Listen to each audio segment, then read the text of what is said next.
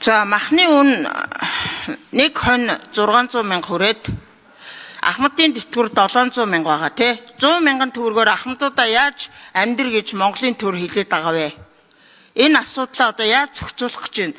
Ахмадууд тэтгэврээ нэмүүлээгээд зогсонгууд нэг ийм залжин маягийн юм гаргаж ирээд ийм бити хийгээрэй гэж би бас та хэдэд анхааруулж хэлмээр байна. Ер нь бол энэ ахмадууд чи аргаа бараал энэ гадаа ирээ зогсоод байгаа шүү дээ. Энэ хүмүүсийг одоо яах вэ хэдүүлээ?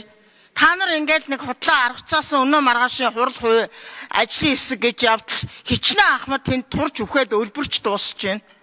Энэ асуудал дээр та нар бас нэг хариуцлага хүлээмээр байна ер нь. За Бөкөрцөд хариулъя. Тэд аргацаасан гэж хэрвээ аргацаах байсан бол одоо сая 500 мянга болоход нь бид нар сая 500 мянган төгрөг яаж болох уу гэдэг аргыг хайх байсан байх л да. Ингээд аргацаахгүйгээр бид нар энэ ерөөсө тогтолцоогоо реформ хийл та гэд энэ хуулийг оруулж ирж байгаа юм л да. Та маш зөв асуулт асуулаа ядуурлаа яах юм бэ гэж.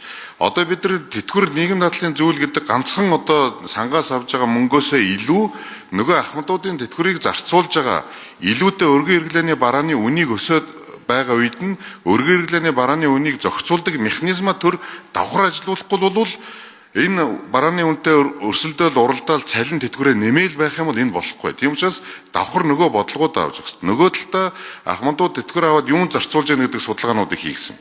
Хамгийн их зарцуулж байгаа зүйл маань ядж байгаа чанаргүй.